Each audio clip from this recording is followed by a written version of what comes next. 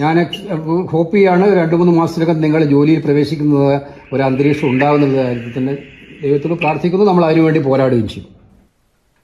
1ാം rank നേടിയിട്ടും ജോലിയില്ല. ഇത് വെറും ഒരു വാർത്തയല്ല. കേരളത്തിലെ ഇടതുപക്ഷ ഭരണപരാജയത്തിന്റെ നേർചിത്രമാണിത്. മുഖ്യമന്ത്രിയെ കാണാൻ അവർ ഓടി നടന്നു. മന്ത്രിമാരുടെ വീടുകളിൽ പോയി, PSC ഓഫീസുകളിൽ കയറി ഇറങ്ങി. എന്നിട്ടും നീതി കിട്ടിയില്ല. പിൻവാതിൽ നിയമനങ്ങൾക്കും കോടികളുടെ PR ഷോകൾക്കും പണമുണ്ടെങ്കിലും അർഹരായ യുവതലമുറക്ക് ജോലി നൽകാൻ ഈ സർക്കാരിന് സാമ്പത്തിക പ്രതിസന്ധി. ഇത് ക്രൂരതയാണ്. യുവതലമുറയോടുള്ള കൊടും വഞ്ചനയാണ്. മെറിറ്റിനെ തള്ളി രാഷ്ട്രീയ ബന്ധങ്ങൾക്ക് മുൻഗണന നൽകുന്ന ഭരണകൂടം കേരളത്തിന് തന്നെ അപമാനമാണ്. 1ാം റാങ്ക് നേടിയിട്ടും ജോലി ലഭിക്കാത്തവരുമായി AICC general secretary KC Venugopal സംസാരിച്ചു. സത്യത്തില് ഒരു പെയിൻഫുൾ വാർത്തയായിരുന്നു അത്. ഫസ്റ്റ് റാങ്ക് കിട്ടുന്നവർക്കും ഇവിടെ PSC അപ്പോയിന്റ്മെന്റ് കിട്ടുന്നില്ല എന്ന് പറഞ്ഞാൽ എന്താണ് നമ്മുടെ നാട്ടിലെ PSC പരീക്ഷയുടെ ക്രെഡിബിലിറ്റി എന്നുള്ളതാണ് നമ്മളെയൊക്കെ ഇരുത്തി ചിന്തിപ്പിക്കുന്ന ഒരു പ്രശ്നമായിട്ട് ഇത് മാറി. 1ാം റാങ്ക് കിട്ടിയ നമ്മളിവിടെ ഇങ്ങനെ പുറത്തു നിൽക്കുന്ന അവസ്ഥയാണ്. ശരിക്കും സർക്കാരിന് അത് തരാലോ. ഈ 4 ഇയർ ഡിഗ്രിയുടെ വർക്കിലോട് പരിഗണിക്കപ്പെടാതെ ഈ ലിസ്റ്റിന് ഇങ്ങനെ അവഗണിക്കപ്പെടുമ്പോ ഒരുപാട് പ്രയാസമുണ്ട് സർ. 4 ഇയർ ഡിഗ്രി ഫുൾ ഒരു പരീക്ഷണാർത്ഥമാണല്ലോ. ഈ ഗസ്റ്റ് ഫാക്കൽറ്റിയെ വെച്ചിട്ടാണ് 4 ഇയർ ഡിഗ്രി ഒരു പുതിയ കോഴ്സ് തുടങ്ങുന്ന സമയത്ത് ഈ റാങ്ക് ലിസ്റ്റ് നിലനിൽക്കെ യോഗ്യരായ ഉദ്യോഗാർത്ഥികൾ ഉണ്ടാവുമ്പോ തഴയപ്പെടുകയാണ് ചെയ്യുന്നത്. അതൊരു ചീറ്റിംഗ് ആണ് സത്യത്തില്. പിന്നെ നമ്മുടെ ഒരു സാധാരണ നമ്മുടെയൊക്കെ മനസ്സിലുണ്ടാവുന്നത് ഒരു PSC പരീക്ഷയുടെ സങ്കല്പന്റെ വേക്കൻസി റിപ്പോർട്ട് ചെയ്യുമ്പോഴാണ് PSC പരീക്ഷയ്ക്ക് കോൾ ഫോർ ചെയ്യുന്നത്. അതനുസരിച്ചിട്ട് ആ കോൾ ഫോർ ചെയ്യുന്നതനുസരിച്ച് നിങ്ങൾക്ക് 1ാം റാങ്ക് കിട്ടിയിട്ട് പോലും ആ ജോലി കഴിഞ്ഞ് 2.5 വർഷമായിട്ട് അവർക്ക് തരാൻ പറ്റിയില്ല എന്ന് പറഞ്ഞാൽ ഒരു വലിയ ഇതിനപ്പുറം വലിയ ഇൻജസ്റ്റിസ് എന്താ വേണ്ടത്? അതെ സർ, അത് ഒരു കാര്യം കൂടി സാറിന്റെ ശ്രദ്ധയിൽപ്പെടുത്തും. ഇപ്പൊ 2019 നമ്മുടെ നോട്ടിഫിക്കേഷൻ വരുന്നത്. ആ സമയത്ത് UGCയുടെ ഈ 16 അവേഴ്സ് എന്നുള്ള ആ ഒരു റൂളില്ല. 2019 നോട്ടിഫിക്കേഷൻ വന്നതിന് ശേഷമാണ് ശരിക്കും ഇത് വരുന്നത്. അപ്പോ ആ നോട്ടിഫൈ ചെയ്ത സമയം പരിഗണിച്ചുകൊണ്ടെങ്കിലും ഈ ലിസ്റ്റിൽ നിന്നുള്ളവരെ ആ രീതിയിൽ പരിഗണിക്കപ്പെടണമായിരുന്നു. നമ്മളൊക്കെ വിഡ്ഢികളൊക്കെയല്ലേ ചെയ്യുന്നത്. നമ്മളിതൊക്കെ ആരോട് പറയും? ഞാൻ ഒരുപാട് തവണ ഞാൻ CMനെ കാണാൻ ശ്രമിച്ചു. കാരണം ഈ PS-മാര് PM-മാരെയൊക്കെ കാണുന്നതിലുപരി ഇദ്ദേഹത്തിന്റെ ശ്രദ്ധയിൽപ്പെടുത്തിയാലെങ്കിലും അത് ഒരു തീരുമാനം ഉണ്ടാവുന്ന നമ്മൾ വിശ്വസിച്ചിരുന്നത്. പക്ഷെ എനിക്ക് CMനെ കാണാൻ പറ്റിയിട്ടില്ല. നമ്മള് അത്രയും ബന്ധങ്ങൾ നമുക്ക് ഇല്ലാത്തതുകൊണ്ടായിരിക്കാം ചിലപ്പോ. അപ്പോ അറിയില്ല. എന്തായാലും ഇതിനൊരു നീതിപൂർവമായ ഒരു ഇടപെടൽ ഉണ്ടാവണമെന്ന് വെച്ചിട്ട് ഹയർ എഡ്യൂക്കേഷൻ മിനിസ്റ്റർ കാണാൻ ശ്രമിച്ചിരുന്നോ? കണ്ടിട്ടുണ്ട് സർ. ഞാൻ ഒരുപാട് അവരുടെ വീട്ടിൽ പോയിട്ടുണ്ട്, നേരിട്ട് കണ്ടിട്ടുണ്ട്. അതേപോലെ ഞാൻ ആരോഗ്യദേശത്തിൽ ഒരുപാട് തവണ, കണക്കില്ല. തിരുവനന്തപുരം നമ്മള് പിന്നെ നമ്മുടെ സമയം പണം എല്ലാം ചെലവഴിച്ച് ഈ മലപ്പുറത്തൊന്നും ഒരുപാട് തവണ ഞാൻ പോയിട്ടുണ്ട്. ഈ ന്യൂസ് കാണുമ്പോൾ അവർക്ക് തന്നെ അറിയാം. നമ്മുടെ പരിചിതമായ മുഖമായിരിക്കും അവർക്ക്. ഒരുപാട് തവണ എല്ലാവരെയും കണ്ടിട്ടുണ്ട്. DC-യിൽ പോയിട്ടുണ്ട്, PSC ഓഫീസിൽ പോയിട്ടുണ്ട്. എന്നിട്ട് പോലും നമുക്ക് നീതി കിട്ടുന്നില്ല. അവസാന ഘട്ടത്തിൽ ഈ ലിസ്റ്റിന്റെ കാലാവധി തീർന്നു എന്ന് തോന്നുന്ന പിറ്റേ ദിവസമാണ് ഞാൻ മീഡിയക്ക് മുന്നിൽ വന്നിട്ടുള്ളൂ. അതുവരെ ഞാൻ ഇത് കിട്ടുമെന്നുള്ള പ്രതീക്ഷയിൽ തന്നെ സർ നിന്നത്. സരസ്വതിക്ക് എന്താ പറയുന്നത് സാർ? നമ്മുടെ 2019 നോട്ടിഫിക്കേഷൻ വിളിക്കുമ്പോഴത്തേക്കും ആന്റിസിപ്പേറ്ററി വേക്കൻസി ആയിരുന്നു. പക്ഷെ ഈ പറഞ്ഞ പോലെ 2020 എക്സാം നടത്തി 2023 റാങ്ക് ലിസ്റ്റ് ഇട്ടു. അതിനുശേഷം 4 റിട്ടയർമെന്റ്സ് വന്നിട്ടുണ്ട്. അതുപോലെ ഒരു പ്രിൻസിപ്പൽ പോസ്റ്റ് പോയിട്ടുണ്ട്. പിന്നെ ഒരു ടീച്ചർ യൂണിവേഴ്സിറ്റിയിലേക്ക് പോയിട്ടുണ്ട്. അങ്ങനെ 6 വേക്കൻസീസ് ആണ് ഉണ്ടായത്. ഇതില് ഇപ്പൊ ഇവര് പറയുന്ന 16 ഹവേഴ്സിന്റെ മാൻഡേറ്ററി കണക്കെടുക്കുകയാണെങ്കിൽ തന്നെ പാലക്കാട് ചിറ്റൂർ കോളേജില് 3 ഗസ്റ്റ് ഫാക്കൽറ്റി വർക്ക് ചെയ്യുന്നുണ്ട്. ആ 3-ല് ഒരെണ്ണം ഞാനാണ്. ഇപ്പൊ ഞാൻ കോളേജിൽ പോവാൻ ഇറങ്ങാൻ വേണ്ടി റെഡി ആയിട്ടിരിക്കുന്ന ഒരു ഇതിലാണ് ഞാൻ സംസാരിക്കുന്നത്. അപ്പൊ കഴിഞ്ഞ 3 വർഷമായിട്ട് എന്റെ സ്ഥലം ട്രിവാൻഡ്രമാണ്. അപ്പൊ ഞാൻ കഴിഞ്ഞ 3 വർഷമായിട്ട് ഇവിടെ ഹോസ്റ്റലിൽ വന്ന് നിന്ന് ഗസ്റ്റ് ആയിട്ട് എനിക്ക് തന്നെ കിട്ടേണ്ട പോസ്റ്റില് ഗസ്റ്റ് ആയിട്ട് വർക്ക് ചെയ്തോണ്ടിരിക്കുകയാണ് കഴിഞ്ഞ 3 വർഷമായിട്ട്. പിന്നെ ഒരു നിവൃത്തിയില്ല സാർ, വേറെ എന്ത് ചെയ്യാനാണ്? അവിടെ ഉണ്ടായിരുന്ന സമയത്ത് ഹയർ എഡ്യൂക്കേഷനിലെ സെക്രട്ടേറിയറ്റിലും DC ഓഫീസിലൊക്കെ കേറി മടുത്തു. നമുക്ക് ഒരു നല്ല വാക്ക് പോലും അവരുടെ ഭാഗത്തുനിന്ന് കിട്ടത്തില്ല. അങ്ങനെ മതിയായിട്ടാണ് അവസാനം വേറെ ഒരു ഓപ്ഷനും ഇല്ല. ഗസ്റ്റ് എങ്കിൽ ഗസ്റ്റ് എന്ന് പറഞ്ഞിട്ട് ഇവിടെ തുച്ഛമായ ശമ്പളത്തിന് വന്ന് ഇവിടെ ജോലി ചെയ്യുന്നത്. അപ്പൊ ഗവൺമെന്റിന്റെ ഈ സാമ്പത്തിക ബാധ്യത എന്ന് പറയുന്നത് ഈ പഠിച്ച് കഷ്ടപ്പെട്ട് റാങ്ക് ലിസ്റ്റിൽ വന്ന് 1ാം റാങ്കിൽ നിൽക്കുന്ന ആൾക്കാർക്ക് ജോലി തരാതിരിക്കാൻ മാത്രമേ ഉള്ളൂ ഈ ബാധ്യതയെല്ലാം. ബാക്കി ഒരു കാര്യത്തിൽ ഈ ബാധ്യതകൾ നമ്മൾ കാണുന്നില്ല. നവകേരള യാത്രയും അങ്ങനെ പലതും നമ്മൾ പല കോപ്രായങ്ങളും കണ്ടാണല്ലോ. ഇവിടെ ഒന്നും ഈ ബാധ്യതകളൊന്നും ഇല്ല. ശരിയാണ്. നമ്മൾ ന്യായമായിട്ട് ആവശ്യപ്പെടുന്നതാണ്. കാരണം റാഷിദ പഠിച്ച എല്ലാ ക്ലാസ്സിലും ഫസ്റ്റ് റാങ്ക് ആയിരുന്നു എന്ന് പറഞ്ഞു. ഞാനും ഫിലോസഫിയിൽ ഡിഗ്രി, PG, MPhil എല്ലാത്തിലും ഫസ്റ്റ് റാങ്ക് ആണ്. നെറ്റ് JRF ആണ്. എന്നിട്ടാണ് ഇതിലും ഞാൻ ഫസ്റ്റ് റാങ്ക് വന്നത്. അപ്പൊ ഇവര് കൺസിസ്റ്റന്റ് ആയിട്ടുള്ള ഒരു പഠനമാണ്, അല്ലാതെ ഒരു ദിവസം ഒരു സാധനത്തിന് വേണ്ടി ചെയ്യുന്നതല്ല. കൺസിസ്റ്റൻസി നമ്മുടെ ഹാർഡ് വർക്കൊക്കെ വെറുതെ പോയി. ഏത് ഡിപ്പാർട്ട്മെന്റ് ആയിരുന്നു? ഞാൻ സോഷ്യോളജി ആണ്. ഞങ്ങളുടെ ലിസ്റ്റിലാണെങ്കിൽ ഇതുവരെ ഒരു നിയമനങ്ങളും നടന്നിട്ടില്ല. 22 പേരുടെ മെയിൻ ലിസ്റ്റ് ആണ്. ഞങ്ങളുടെ പ്രശ്നം എന്ന് പറഞ്ഞാൽ ഞങ്ങളുടെ ഈ ഒരു കാലാവധിയിൽ ഒരു പ്രൊമോഷൻ വരാൻ സാധ്യതയില്ല, ഒരു റിട്ടയർമെന്റ് വരാൻ സാധ്യതയില്ല. അപ്പൊ എന്തായാലും ഇതൊരു കേരളത്തെ സംബന്ധിച്ചിടത്തോളം മനസ്സാക്ഷിയെ ഞെട്ടിപ്പിക്കുന്ന ഒരു വാർത്തയാണ് ഇന്നലെ കണ്ടപ്പോൾ ഞങ്ങൾക്കൊക്കെ തോന്നിയത്.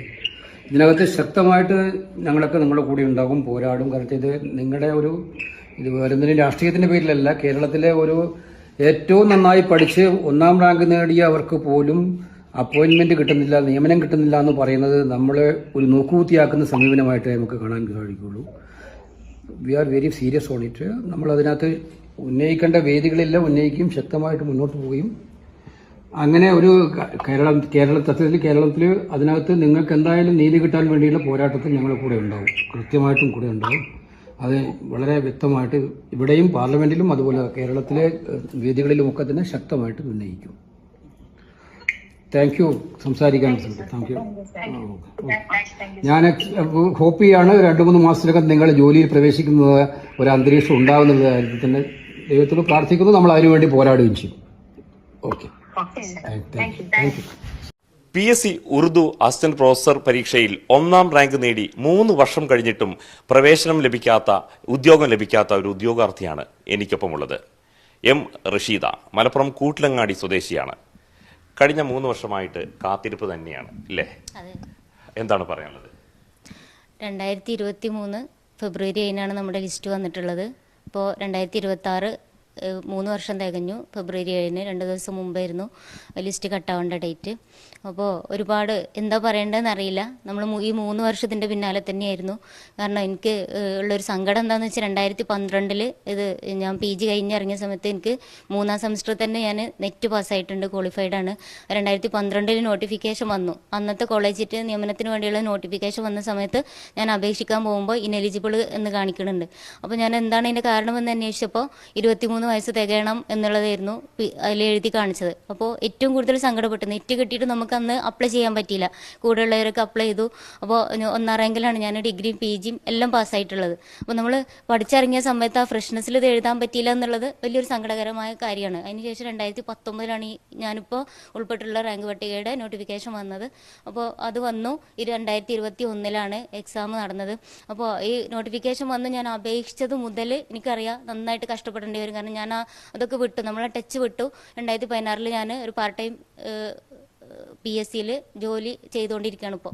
അപ്പോൾ അതിന് ശേഷം നമ്മൾ അതുമായി ആ ടച്ച് വിട്ടതുകൊണ്ട് തന്നെ 2019 വീണ്ടും ഞാൻ കഠിന പ്രയത്നം നടത്തിയിട്ടുണ്ട്. അത്രയും ഞാൻ റിസ്ക് എടുത്തിട്ടുണ്ട്. നമ്മൾ അത്രയും പഠിച്ചു. എനിക്കറിയാം 1ാം റാങ്ക് കിട്ടിയാലേ ഞാൻ രക്ഷപ്പെടുള്ളൂ എന്ന് എനിക്കറിയാം. കാരണം നമ്മുടെ വിഷയം എന്ന് പറയുന്നത് ഒരു മൈനോറിറ്റി ലാംഗ്വേജ് ആണ്, സിംഗിൾ ഫാക്കൽറ്റി വിഷയമാണ്. അപ്പോൾ എല്ലായിടത്തും ഒന്നുമില്ല. അപ്പോൾ പോസ്റ്റ് കുറവായിരിക്കും, 1 കിട്ടിയാൽ നമ്മളെ രക്ഷപ്പെടും, അതിനുള്ള പോസ്റ്റ് ഉണ്ടല്ലോ എന്നുള്ള ചിന്തയിലാണ് നമ്മൾ എഴുതുക. 2019 നോട്ടിഫിക്കേഷൻ വരുന്നത്. ആ സമയത്ത് ഈ UGCയുടെ ഈ നിയമനം ഇല്ല, 2000 മുകളിലുണ്ട്. അപ്പോൾ ഇത് ലോക്ക് ചെയ്ത് വെച്ച് നമുക്കൊരു തിരിച്ചടിയാണ്. ഈ റാങ്ക് ലിസ്റ്റ് നിലനിൽക്കുമ്പോഴാണ് പിന്നെ ഇങ്ങനെ ഒരു ഇത് നമുക്കുള്ളത്. അപ്പോൾ പോസ്റ്റില്ല എന്നാണ് നമ്മളോട് പറയുക. DCയിൽ ഞാൻ അന്വേഷിച്ചിട്ടുണ്ട്. പിന്നെ ഹയർ എഡ്യൂക്കേഷനിൽ ഞാൻ ഒരുപാട് തവണ പോയിട്ടുണ്ട്. പിന്നെ PSC ഓഫീസിൽ പോയിട്ടുണ്ട്. നമ്മൾ കയറി ഇറങ്ങുക ഈ 3 വർഷം ഞാൻ വെറുതെ ഇരുന്നിട്ടില്ല. നമ്മുടെ സമയം പണം എല്ലാം ചെലവഴിച്ച് 1ാം റാങ്ക് നേടിയിട്ടും നമ്മളിങ്ങനെ പല സ്ഥലത്ത് എന്നോട് തന്നെ പലരും ചോദിച്ചിട്ടുണ്ട്. അതും നമുക്ക് എവിടെ ചെന്നാലും എന്തായി എന്ന് കേൾക്കുമ്പോൾ അതും ഒരു 1ാം റാങ്ക് ഒരു ഭാരമായി ഇങ്ങനെ ഉള്ളിൽ കിടക്കുകയാണ് ഇപ്പോൾ. അപ്പോൾ അതോടൊപ്പം എനിക്കിത് കാണാനുള്ളത് ഒരുപാട് സ്ഥലത്തുനിന്ന് ആദരിച്ചു അല്ലേ? കേരള പബ്ലിക് സർവീസ് കമ്മീഷന്റെ അസിസ്റ്റന്റ് പ്രൊഫസർ ഉറുദു റാങ്ക് പട്ടികയിൽ 1ാം റാങ്ക് നേടിയ റഷീദ ടീച്ചർക്ക് അഭിനന്ദനങ്ങൾ. അങ്ങനെ ഒരുപാട് ആദരം അല്ലേ? ഒരുപാട് ആദരമൊക്കെ കിട്ടി. വീട്ടിൽ തന്നെ ഒരുപാട് എണ്ണം കാണുന്നുണ്ട് ഇത്തരം ഫലകങ്ങളൊക്കെ. അപ്പം അതിനൊക്കെ ശേഷമാണ് ഈ ഒരു ഇത് പുറത്താവുന്നത്. അതെ, അപ്പോൾ ഇതൊക്കെ കാണുമ്പോൾ ശരിക്കും ഇപ്പം എന്താ പറയുക, എന്തിനാണിത് എന്നുള്ളൊരു ചിന്തയാണ് നമ്മുടെ മനസ്സിൽ. അപ്പോൾ 1-ാം റാങ്ക് കിട്ടിയിട്ട് പോലും നിയമനം കൊടുക്കാൻ കഴിയില്ലെങ്കിൽ എന്താ പറയുക, ഞാൻ പറഞ്ഞല്ലോ ഒരുപാട് രാഷ്ട്രീയ പാർട്ടിക്കാരും പിന്നെ സംഘടനക്കാരും എല്ലാവരും എനിക്ക് തന്നിട്ടുണ്ട്. ഇവരൊക്കെ എന്തെങ്കിലും ആവശ്യത്തിന് വീട്ടിൽ വരുമ്പോഴും ഞാൻ പറയാറുണ്ട്, എന്തിന് നമ്മൾ നിരാശരാണ്. ഇപ്പോൾ 3 വർഷം കഴിഞ്ഞു, എന്താ നമ്മൾ ചെയ്യുക? അപ്പോൾ ഒരിക്കലൊന്നും വരൂല. പിന്നെ ഞങ്ങൾക്കുള്ളത് 2 ഒഴിവാണുള്ളത്, അത് NCAക്ക് വേണ്ടി മാറ്റി വെച്ചതാണ്. വരാനില്ലാത്തൊരു NCAക്കാരന് വേണ്ടി എത്രയോ വർഷങ്ങളായിട്ട് 10-20 വർഷമായിട്ട് ഒഴിഞ്ഞു കിടക്കുന്നു. നമ്മൾ 1-ാം റാങ്ക് കിട്ടിയിട്ട് നമ്മൾ പുറത്താണ്. അപ്പോൾ ഇനി എന്താ ഞാൻ ചെയ്യേണ്ടത്? 1-ാം റാങ്ക് കിട്ടി, ഇതിനപ്പുറത്ത് എന്താണ് ഒരു ജോലിക്കുള്ള മാനദണ്ഡം നമുക്കറിയില്ല. CM കണക്റ്റിൽ ഞാൻ വിളിച്ചിട്ടുണ്ട്, CM വിത്ത് മീൽ ഞാൻ വിളിച്ചിട്ടുണ്ട്. ഒരുപക്ഷെ കേരളത്തിലെ ഏറ്റവും കൂടുതലേക്ക് വിളിച്ചിട്ടുള്ള ആളും ഞാനായിരിക്കും. നിരന്തരം ഇതിൻ്റെ പിന്നാലെ നമ്മൾ നടന്നിട്ടുണ്ട്. എനിക്ക് കണക്റ്റിൽ വിളിച്ച സമയത്ത് ഞാൻ ചോദിച്ചു, എനിക്ക് CMനെ ഡയറക്റ്റ് ഒന്ന് കാണാൻ എന്തെങ്കിലും ഒരു അവസരം നിങ്ങൾ ഉണ്ടാക്കി തരൂ. എനിക്ക് PS-മാരോ PA-മാരൊന്നും കാണണ്ട, എനിക്ക് CMനെ നേരിട്ടാണ് കാണേണ്ടത്. ഞാൻ സംസാരിക്കും, അദ്ദേഹത്തിന് അത് ബോധ്യപ്പെടുത്തിയാൽ മനസ്സിലാവുമെന്നുള്ളത്. അപ്പോൾ അത് എനിക്കൊരു അവസരം കിട്ടിയിട്ടില്ല CMനെ കാണാൻ. ഇപ്പോഴും ഞാൻ എടുത്തു പറയേണ്ടത്, ഡിഗ്രി പരീക്ഷയ്ക്ക് അതിനുശേഷം ബിരുദാനന്തര ബിരുദ പരീക്ഷയ്ക്ക് MPhilന് ഒക്കെ 1-ാം റാങ്ക് ലഭിച്ചതിന് ശേഷമാണ് PSCക്കും 1-ാം റാങ്ക് നേടുന്നത്. അത്രയധികം മിടുക്കിയായ ഒരു ഉദ്യോഗാർത്ഥിയാണ് ഇപ്പോൾ തഴയപ്പെടുന്നത്, അല്ലെങ്കിൽ ആ പട്ടികയിൽ നിന്ന് പുറത്താവുന്നത് എന്നാണ് യാഥാർത്ഥ്യം. ഇനിയിപ്പോൾ എന്തെങ്കിലും പ്രതീക്ഷ ഇനി എക്സ്റ്റെൻഡ് ചെയ്യാനുള്ള എന്തെങ്കിലും സാധ്യതയുണ്ടോ? ഞാൻ PSC ഓഫീസിൽ തിരുവനന്തപുരത്ത് നേരിട്ട് പോയിട്ടുണ്ടായിരുന്നു, നിവേദനം കൊടുത്തിട്ടുണ്ട്. അപ്പോൾ അവർ പറഞ്ഞത് ഒരാളെ പോലും നിയമിക്കാത്തതുകൊണ്ട് ലിസ്റ്റ് നീട്ടുമെന്ന് തന്നെയാണ് ചെയർമാൻ അടക്കം പറഞ്ഞിട്ടുള്ളത്. അത് ഒരു വിശ്വാസമാണ്. പക്ഷേ എങ്കിൽ പോലും നമുക്ക് ഈ ഒരു പ്രതീക്ഷിത ഒഴിവുകൾ എന്ന് പറയുമ്പോൾ ഈ 4 ഇയർ ഡിഗ്രിയുടെ വർക്കിലോട് പിന്നെ പോലെ തന്നെ നമ്മുടെ മാത്രമല്ലല്ലോ, മറ്റു ലിസ്റ്റുകളിൽ നിന്നും 1-ാം റാങ്ക് കിട്ടിയവരുണ്ട്. അപ്പോൾ ഞങ്ങളുടെയൊക്കെ ഒരു പ്രതീക്ഷ, കാരണം എനിക്ക് അവരുടെ മാനസികാവസ്ഥ ശരിക്കും മനസ്സിലാവും. 1-ാം റാങ്ക് കിട്ടി എനിക്ക് കിട്ടാത്ത അതിൻ്റെ ആയിരിക്കുമല്ലോ അവരുടെയൊക്കെ ഉള്ളിൽ ഉണ്ടാവുക. അപ്പോൾ ഞങ്ങളുടെയൊക്കെ ഈ ഒരു വിശ്വാസം എന്ന് പറയുന്നത് ഇതിൽ നിന്നും പിന്നെ ഈ 4 ഇയർ ഡിഗ്രിയുടെ വർക്കിലോട് ഈ ലിസ്റ്റിൽ നിന്ന് തന്നെ കൊടുക്കണം എന്നുള്ളൊരു അപേക്ഷയുണ്ട്.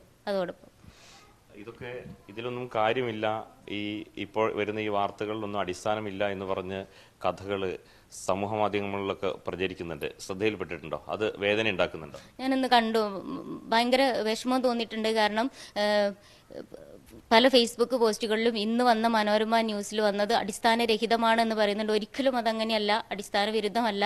കാരണം അതിൽ 1-ാം റാങ്ക് കിട്ടിയെന്ന് ഫസ്റ്റ് വന്ന ഫോട്ടോ എൻ്റെ ഫോട്ടോയാണ്.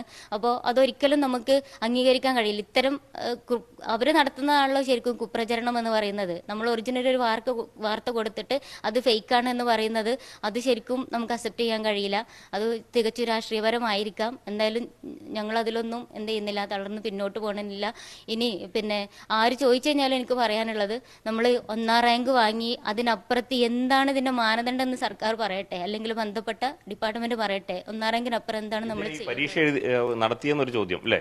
അതെ, പരീക്ഷ ഇങ്ങനെ ആന്റിസിപ്പേറ്ററി വേക്കൻസി എന്ന് പറയുമ്പോൾ 1-2 വേക്കൻസി ഇല്ലാതെ എന്തിനാണ് ഞങ്ങൾ ഇങ്ങനെ? ഇത് ശരിക്കും ഒരു പരിഹാസ്യരല്ലേ ഞങ്ങൾ? പരിഹാസ്യരായി പോലെ ആളുകളുടെ മുന്നിൽ 1-ാം റാങ്ക് കിട്ടി പലരും വന്ന് അഭിനന്ദിച്ചു. 3 വർഷം കഴിഞ്ഞിട്ട് നമുക്ക് ജോലിയില്ല.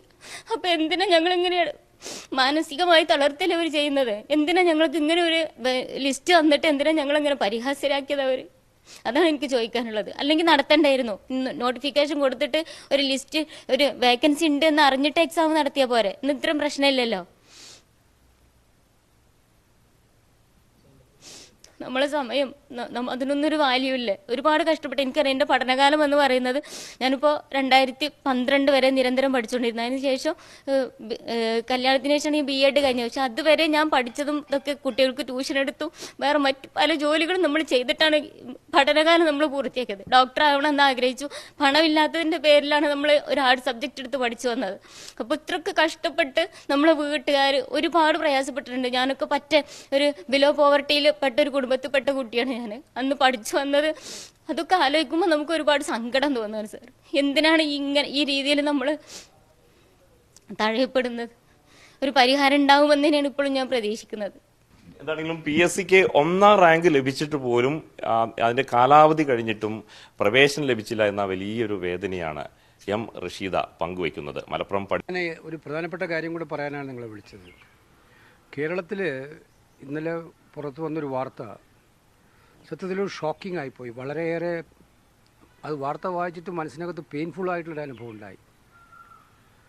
സർവകലാശാല അസിസ്റ്റന്റ് പ്രൊഫസർ പരീക്ഷയിൽ ഉറുദു, സോഷ്യോളജി പരീക്ഷകളിൽ 1-ാം റാങ്ക് നേടിയവർ പോലും കഴിഞ്ഞ 2 വർഷമായിട്ട് നിയമനം കിട്ടാതെ കാത്തിരിക്കുന്നു. 2023 ലിസ്റ്റ്